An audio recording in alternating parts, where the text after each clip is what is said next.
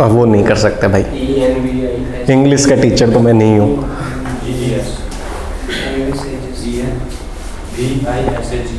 और ऊपर से इंजीनियर हो हूँ, ऐसे लिख लो भाई, कुछ भी लिख लो है? तुम्हें समझ में आना चाहिए अभी के लिए बस। Marine engineering, merchant navy, Kerala. So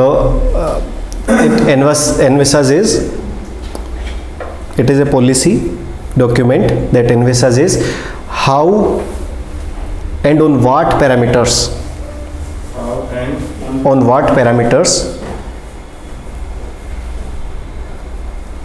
one sovereign nation, देखो भारी भारी वर्ड्स है, one sovereign nation, if there is any term you are not familiar with, you can ask me, no issues, right? Sovereign nation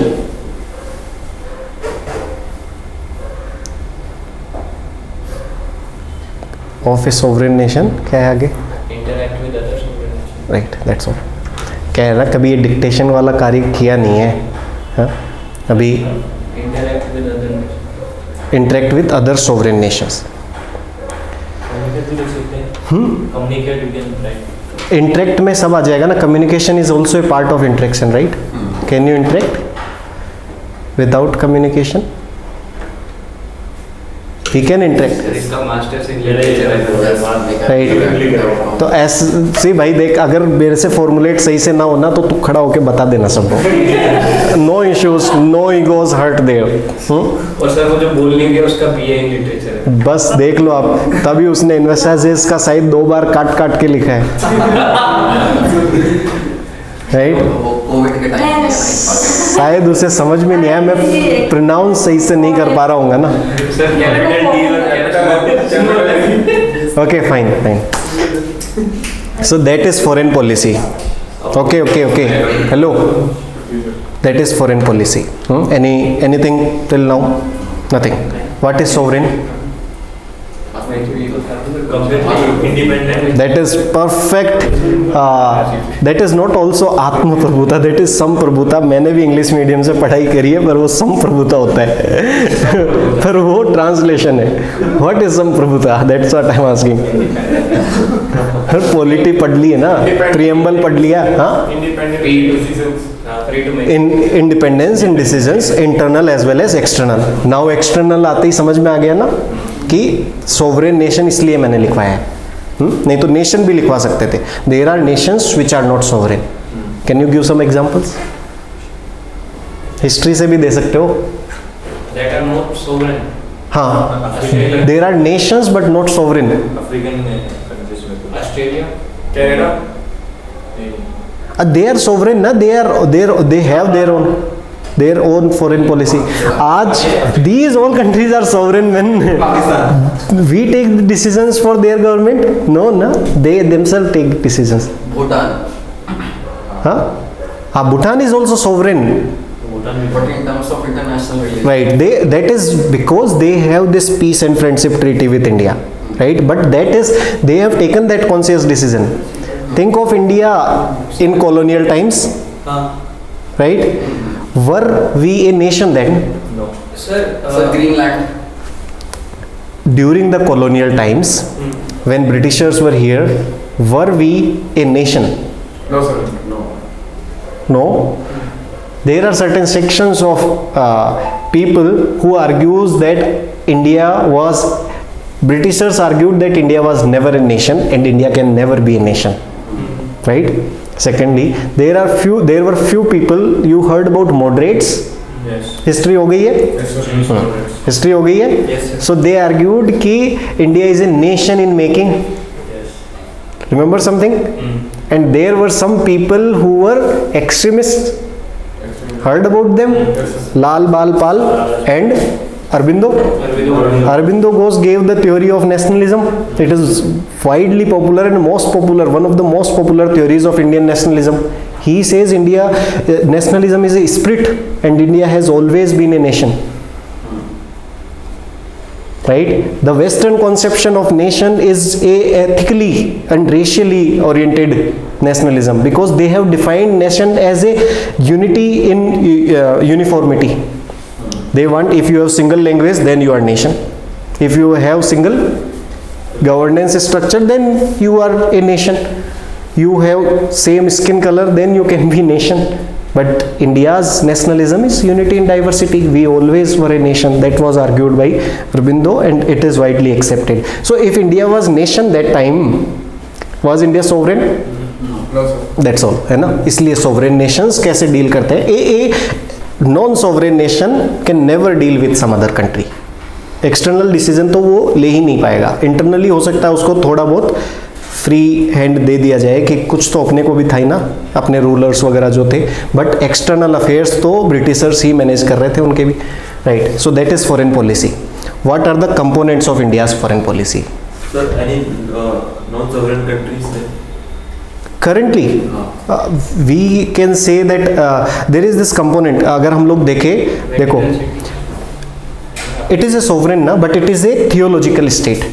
theology का मतलब जो religion, जहाँ पर जैसे ईरान, राइट, ईरान भी थियोलॉजी से बेस्ड है ना, right. It is not a democracy, it is a theocratic. जहाँ रिलीजियस आइडियोलॉजी के बेसिस पे कोई देश चलता है उसको थियोलॉजिकल स्टेट बोलते हैं. यू कैन, अगर सोवरेन जो नहीं है उसका एग्जांपल देना है तो you heard about this conflict between England and Scotland. So what about Taiwan then? Since the ages they have been fighting for independence. Never heard about it? Scotland जानते हो कहाँ है, राइट. सो और या आयरिश इंडिपेंडेंस मूवमेंट के बारे में सुना है? याद करो, हिस्ट्री में दे रखा है ना, कौन सी? Ghadar party and those they had links with Irish. अरे एनी बसंट हैज दिस. और वो होम रूल लीग कहाँ से आया था? आयरिश, उसी से आया था ना. So still there are territories of Northern Ireland which are under the occupation of United Kingdom, and Scotland which is fighting for the independence of Scotland from UK. So they have been given every other major, but outside interference of Scotland, outside policy, and who will be the head of state is the Queen of England, now the King of England, right. So that part, they are not a sovereign nation. Sir, even, however they consider themselves to be nation is a subjective term. even Greenland, right? It's a colony of Denmark. Right, it is a colony of Denmark, right. Very good, that is there. Purely that is there, but then it is a less of issue because it is inhabited. So it is basically a territory only. There is no one to, बहुत कम लोग हैं जो वहाँ है, some tribes and all. It is. तुम्हें पता है Greenland is all ice, and Iceland is all green. है? सुना है कभी ऐसा? These contradictions are there in naming. So ठीक है, अगला देखो. Any doubt? I always welcome doubts. अभी तुम लोग ने पूछा ना जैसा, perfectly fine for me, no issues. Anything? Sir वो ताइवान का पूछा था, इस सोवरेन और हाँ, उसमें देखो, they have sovereign foreign policy as well as the domestic policy also, and it is a member of UNGA, right. So in that sense it is a sovereign country. However, India considers one China policy, USA considers one China policy. So there are these gray areas, right. हम लोग one China policy follow करते हैं. We consider Taiwan to be part of China, and even Taiwan considers Taiwan to be part of China. Do you know this? some part of Taiwan considers it to be part of China and some part. No, there is this political party. They have political difference. Statement I have read last week, I think. क्या? Some part of Taiwan considers it to be sovereign and some parts considers it to be. हाँ, वो तो धीरे धीरे, अब इतने साल हो गए तो कुछ तो अपोजिशन जो रूलिंग पार्टी है वहाँ क्या है, डेमोक्रेटिक पार्टी है. और वहाँ कुओमिंतांग वाली जो पार्टी है ना, चाइनीज़ रेवोल्यूशन हुआ तो वो लोग भाग के, जब माओ जेडोंग ने उनको पीछे से, मतलब दे स्टार्टेड किलिंग देम, तो वो ताइवान में आके रुके. ताइवान में उन्होंने अपना जो भी है वहाँ घर बनाए और जैसे भी रहने लगे वो लोग. So Taiwan is basically that, जो कुओमिंतांग पार्टी है, डेमोक्रेटिक पार्टी है, उसका रूल वहाँ पर चल रहा है. So they also considers themself to be part of China, not part of China, they consider them to be government of China, right? So it is very gray area. Don't no worries about that. Mainland China we're talking about. Yeah, mainland China, right? Anything? Can we go for the right? अगर तुम लोग question पूछोगे तो सोओगे नहीं, अगर नहीं पूछोगे तो I can't help you with that, right? And I don't mind also. Second, let's write about the components of India's foreign policy. और components of any foreign policy, उसमें हम लोग इंडिया का जो पर्टिकुलर है वो लिख लेंगे.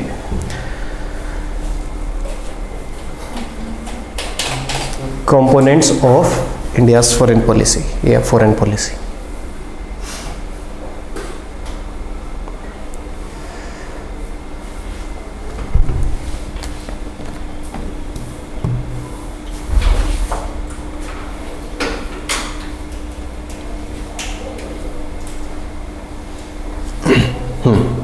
बताओ अगेन. हाँ, तो कोई भी देश है उसकी फॉरेन पॉलिसी बनानी है तुम लोग को. या इंडिया ही है, इंडिया की फॉरेन पॉलिसी बना ली है आप लोग को. मैं देखो राजस्थान का हूँ तो I am more comfortable with to, एंड फिर जाट भी हूँ तो I have that orientation towards to, है ना. तो आप लोगों को फॉरेन पॉलिसी बनानी है, राइट. नाउ डिसाइड कि what things you will consider, what things you would like to keep in mind. फिर लिखेंगे क्या क्या चीज़ें आप लोग ध्यान में रखेंगे इंडिया की फॉरेन पॉलिसी को देखते हुए या बनाने के लिए. फर्स्ट ट्रेड से related foreign investment, foreign investment, defence, trade, and sir बोलना ही नहीं है क्या? आई थिंक और कुछ नहीं रखना है. Okay, I will give you some hints. Will you consider India's geography, will you keep India's geography in your mind while formulating the policy? हाँ, समझ में आई ना बात? इंडिया की जियोग्राफी को ध्यान में रखोगे, इंडिया की मिलिट्री कैपेबिलिटीज को ध्यान में रखोगे, रखेंगे क्या? इंडिया के डायस्पोरा को ध्यान में रखोगे, diaspora, I will come to that, बताऊंगा क्या होता है.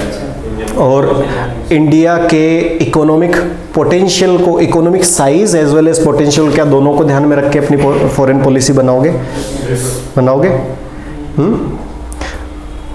और क्या हो सकता है? क्या इंडिया को जो थ्रेट्स इंडिया इज फेसिंग, क्या उन चीज़ों को ध्यान में रख के बनाओगे? सिक्योरिटी, उन चीज़ों को ध्यान में रख के फॉरेन पॉलिसी बनेगी ना. It is not a isolated ना thing, it has to cover all the dimensions. ये चीज़ें होते हुए क्या मैं एक शब्द में इसको डालना चाहूँ तो क्या मैं ऐसा बोल सकता हूँ कि इंडिया का नेशनल इंटरेस्ट ध्यान में रखते हुए फॉरेन पॉलिसी बनेगी, right? National interest is supreme. Yes sir. कैसे? We will come to diaspora, I will tell, don't worry. हाँ, और लिखेंगे भी, इनको डिटेल में पढ़ेंगे. इट इज़ नॉट लाइक, ऐसा नहीं होगा कि एक बार एक कंपोनेंट बता के, दिस कंपोनेंट्स की क्लासेज ही 2 दिन तक चलेगी, 2 दिन में कंपोनेंट्स खत्म होते ही IR खत्म. ठीक है, ऐसे ही चलेगा, क्योंकि that is the way to read IR, right? You have to go deeper into every component. अब ज्योग्राफी में अगर हम लोग नेबरहुड को, इन सबको पढ़ लेंगे तो फिर अलग से क्या ही पढ़ना पड़ेगा, राइट? बताओ, नेशनल इंटरेस्ट को सुप्रीम क्यों मानना चाहिए?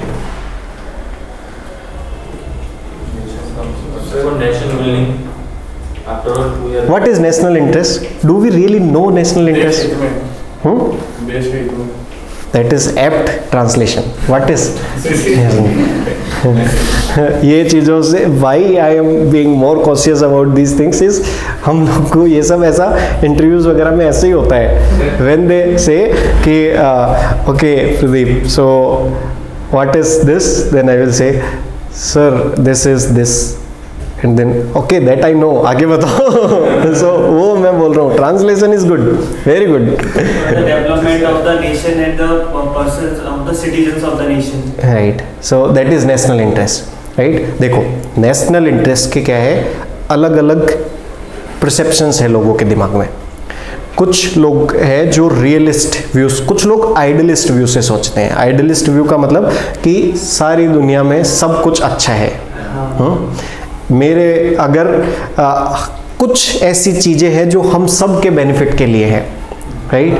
तो इस सब के बेनिफिट के लिए जो चीज़ें हैं उसमें वी विल कोऑपरेट, राइट? और जब आपस में कोऑपरेट कर रहे होंगे तो we will grow together, right? So that would be national interest in their terms, उनके हिसाब से वो नेशनल इंटरेस्ट होगा, राइट? क्यों, कहाँ से ये चीज़ आ रही है? Can have you heard something like G20 का नाम सुना है ना? G20 की टैग लाइन क्या है? This year India one family, one nation one family. देखा, देख, तालियां तालियां। One earth, one family, one future, one future one family, ऐसा हो जाए हिंदी में, वसुदेव कुटुंबकम, राइट? इससे यही याद है ना चीज, राइट? है ना कि इंडिया में हमेशा से एक आइडियलिस्टिक व्यू रहा है कि whole world is family, right? पर इंडिया में एक ऐसा इंसान हो गया जिसने कई सालों पहले सारी दुनिया को हिला के गया और बाद में आके सब मैकियावेली चिल्लाने लगे। पर एक का नाम सुना होगा तुमने, have you heard about Chanakya? रे बाबा स्वामी विवेकानंद जी अभी 1890s में थे। मैं भी ज़्यादा दूर नहीं जा पाया। हाँ ठीक है, I will give you more time to go. हाँ, अरे इंडिया में चाणक्य, कौटिल्य, राइट?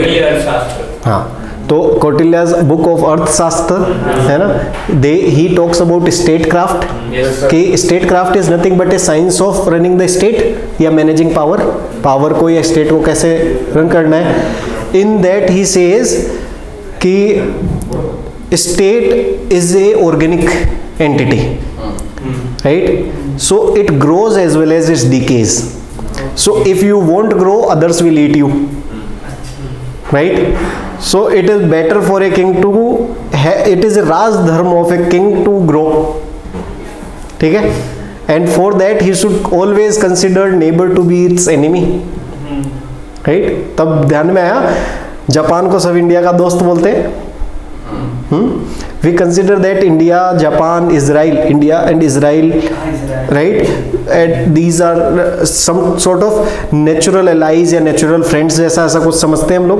जापान को तो we have taken for granted, right? Russia को भी, हाँ? That comes from that itself. In neighbor is friend, है ना?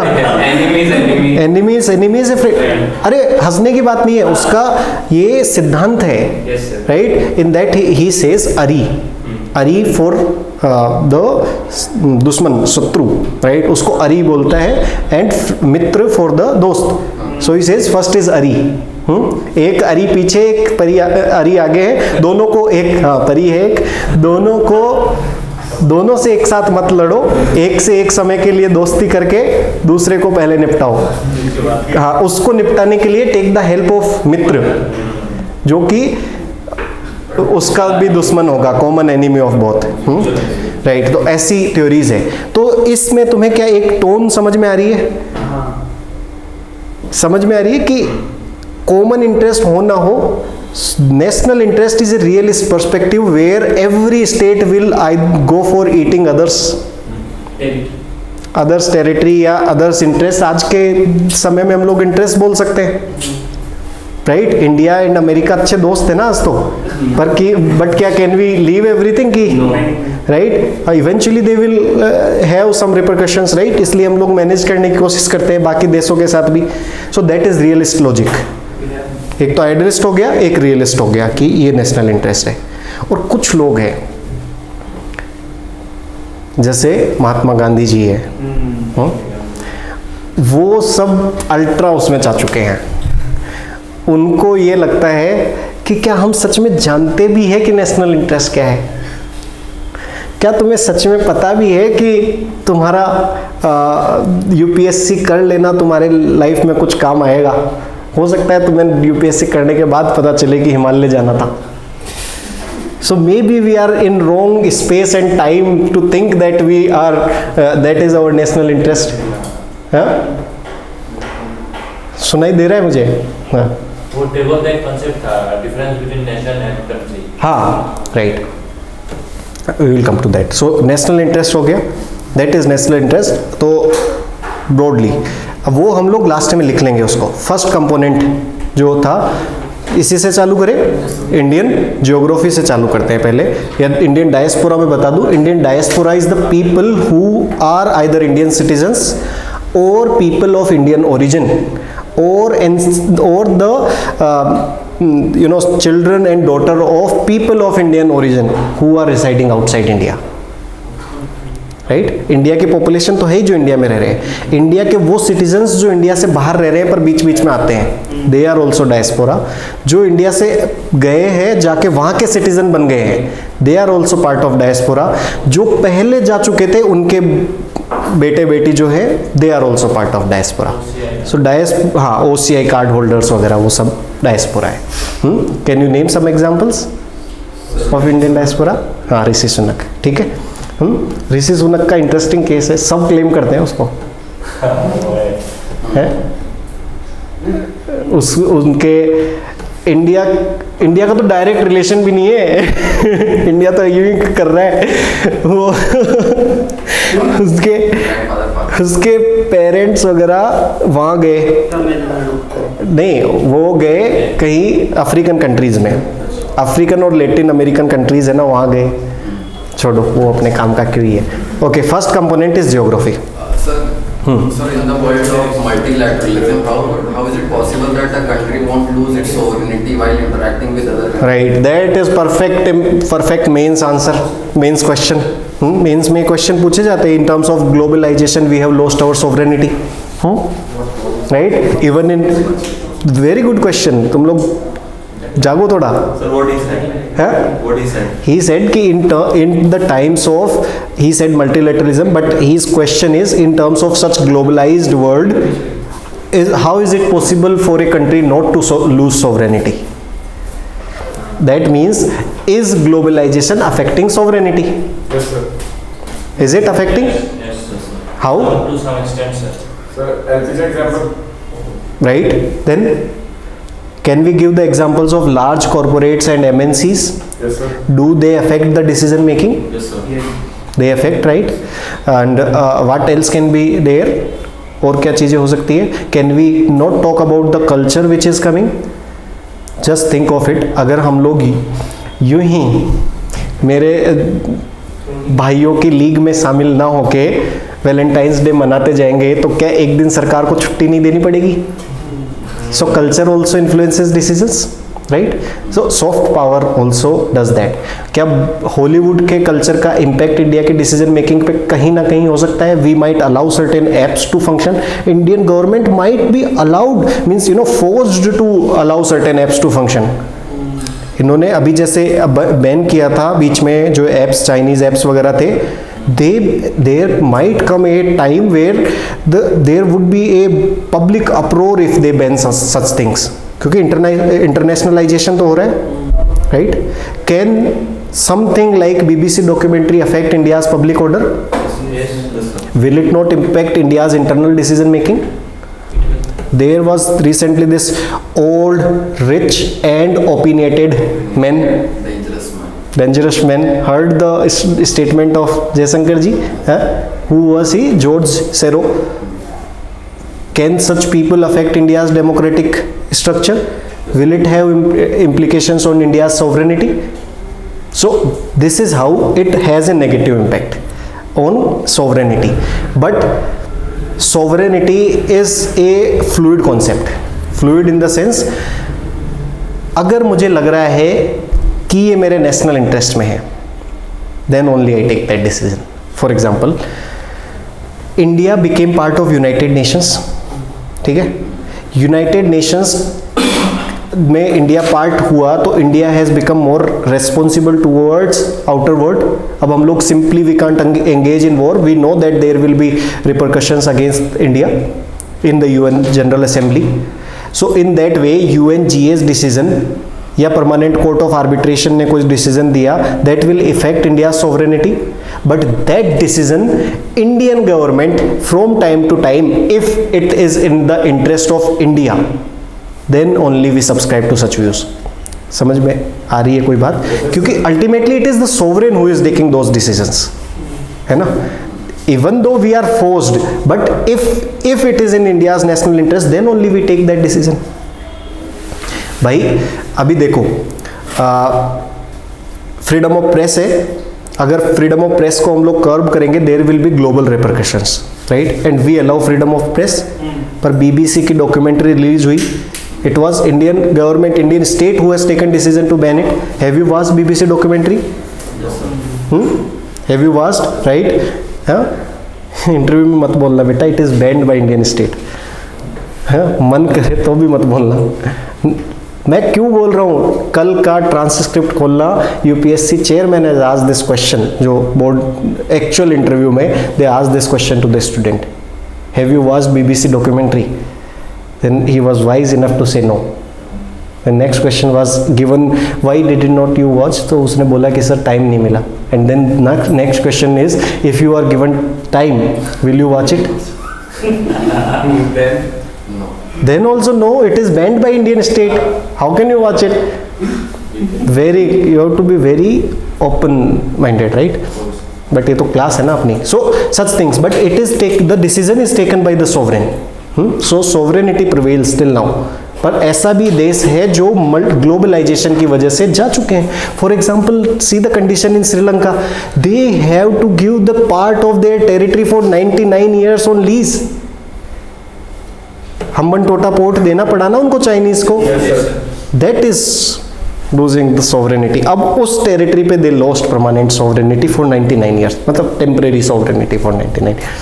That was the essence of your question. It affects, however, it is ultimately the national interest which prevails and the policies of the government, if they has to be responsible towards people of the country. हाँ जी, anything? Nothing? Geography, first component. यहाँ break वगैरह होता है क्या? नहीं होता? कितने देर में होता है? सर आपके ऊपर डिपेंड. कहाँ से हो आप? मुंबई से. 2 घंटे क्लास है, 4 बजे तक है तो उसमें तो break. Right, and very fortunate for you guys, 2 घंटे की क्लास है. उसके बाद दूसरी क्लास है, मैंने 4 से. चलो, जियोग्राफी फर्स्ट कंपोनेंट. जियोग्राफी में देखो बच्चा लोग, 2 अलग अलग पैरामीटर्स हैं. पहला है, कुछ लोगों का ये मानना है कि somebody who will rule the water will rule the world. Core concepts में नहीं जाएंगे हम लोग, ऊपर से पढ़ेंगे. Some has this say कि somebody who will rule the land, and जो भी है उसमें रिम लैंड है. Rim land is the area around Central Asia, Russia, Central Asia, Ukraine वाला ये area. Somebody who will rule that will rule entire world. ठीक है, ये 2 लोगों की डिबेट्स है. एक तो है मोहन और एक है अल्फ्रेड डी महान करके, 2 लोगों की डिबेट्स है वाटर टेरिटरीज को लेके. You must be aware. नहीं पढ़ते हो, मतलब वो वाला पार्ट तो क्यों पढ़ा होगा. That is purely political science, PSIR का कंपोनेंट है. बट दिस इज जियोग्राफी 2 तरीके से अफेक्ट करेगी ग्लोबल ऑर्डर को, कि somebody who is ruling the sea will rule the world. Right, इसके एग्जांपल्स बता सकते हैं आप लोग डिफरेंट पीरियड ऑफ टाइम में. हाँ, कैन यू थोड़ा सा इसका वो बढ़ा दो. हाँ, सर्दी तो नहीं लग रही ना किसी को? अरे भाई 1-2 बार घुमाना होता. उसको खुद को नहीं पता अब कितना घुमा दिया.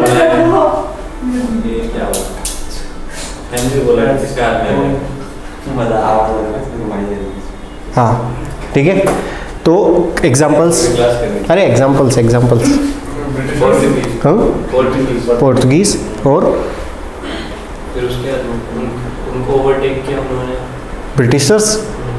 क्या हम लोग बोल सकते हैं कि यूएसए का rise is directly responsible to USA's navy, aircraft carriers. 1971 में उन्होंने इंडिया में भेज दी, 1971 वॉर में. Right, so right, so that is part.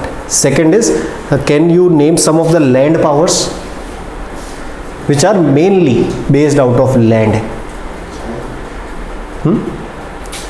हाँ, China till date we can say it is mainly, but now it is again, see, pushing towards the sea. क्यों south China सी में disputes है? मैं क्यों ये सब चीजें बता रहा हूं तुम लोग को? It has relevance for us to study आगे कि साउथ चाइना सी का डिस्प्यूट क्यों है, why there is this concept of Indo Pacific. पहले तो कभी नहीं था, इंडियन ओशन पढ़ते थे, पैसिफिक ओशन पढ़ते थे, why suddenly Indo Pacific? counter China Why Russia is having war with Ukraine, to get access to that. right? Caspian sea तो इधर रह गया, ब्लैक सी है वो, राइट? हाँ Black Sea. NATO was also there. हाँ, NATO. Okay, what are the main reasons why this war is there according to you? Sir, NATO was also the reason for this war because Why NATO? NATO is from 1948 itself, sir, Ukraine wanted to part of, the NATO, right? but it was like a threat for Russia. But many other countries joined NATO after the disintegration of USSR. Yes, sir. Yes, sir. Many countries joined, right? Many countries joined.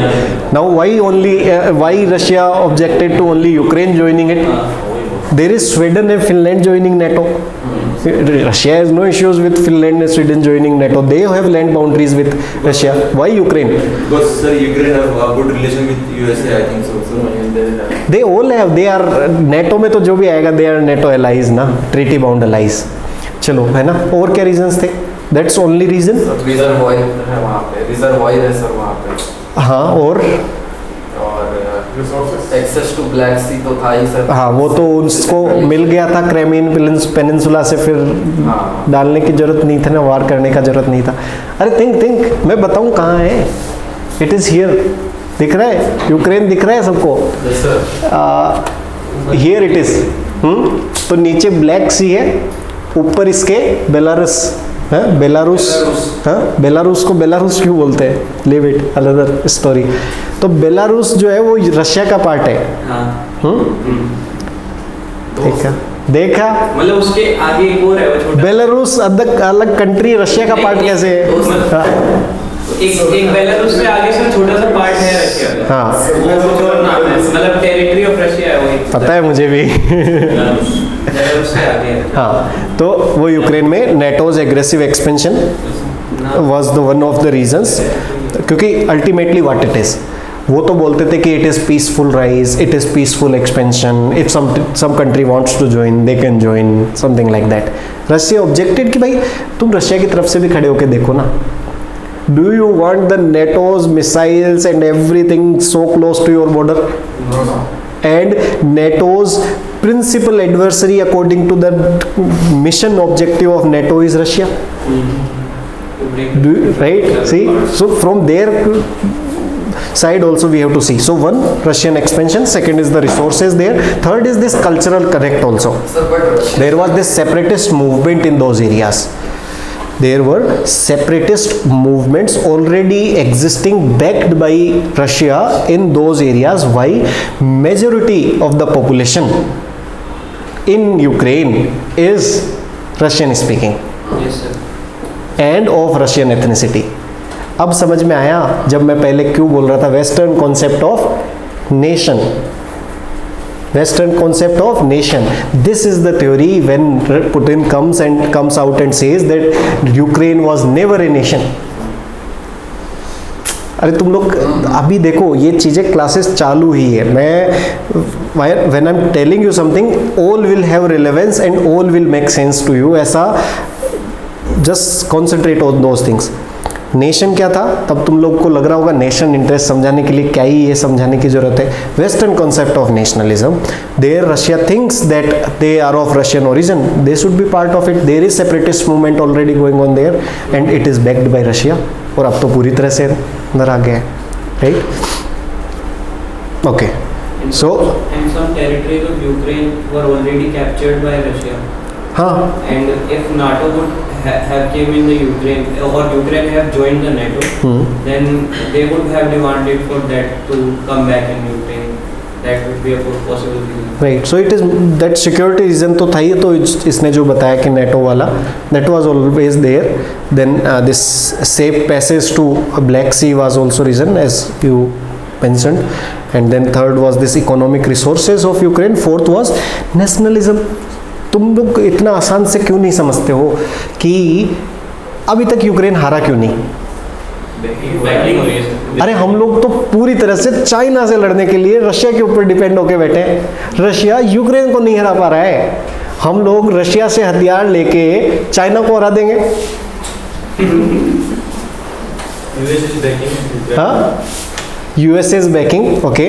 सो अब NATO जो है, तो क्या हम लोग ऐसा बोल सकते हैं कि रशिया ने जो ये वॉर किया है उसकी वजह से the concept of West which was losing its relevance simply propped up, Yes, sir. it got new energy, nato got this new energy, right? So they are backing them. Beyond this there is something, and that is nationalism.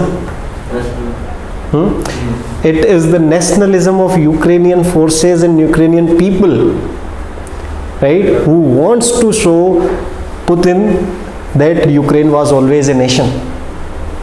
Nationalism is a powerful force. Religion and nationalism, politicians makes best use of it. However, their this destructive power of these two are beyond the nuclear explosions. That is still keeping them, that spirit of fighting. Why Ukraine wants to fight? They will simply go and handshake with them and let's live in peace. They were part of Soviet Union. Why can't they live? It is because he challenged their sovereignty and nationalism. It is the statement of his that there are Nazism is taking shape in Ukraine, and these people were never a nation. It was simply a blunder of whom? Mikhail Gorbachev, जिसको हम लोग बोलते हैं ना, जो जिसने disintegration of USSR की, उसका ये ब्लंडर था कि he let Ukraine form as a nation. So that part is there. Okay, let's go. आज सिर्फ ज्योग्राफी का बेसिक करेंगे and then we will end the class. 3:30 तो हो ही गई है. मैं बता देता हूँ टाइम, अगर नहीं पता है तो आधा घंटा है. ओके, ज्योग्राफी जो है, it is one of the most important. लिखवा मैं दूंगा, अंडरस्टैंड फर्स्ट. हाँ, लिखने की जल्दी है ना, कई लोग को तो पेन पकड़ के लग रहा है अरे भाई बस कर लिखवा दे.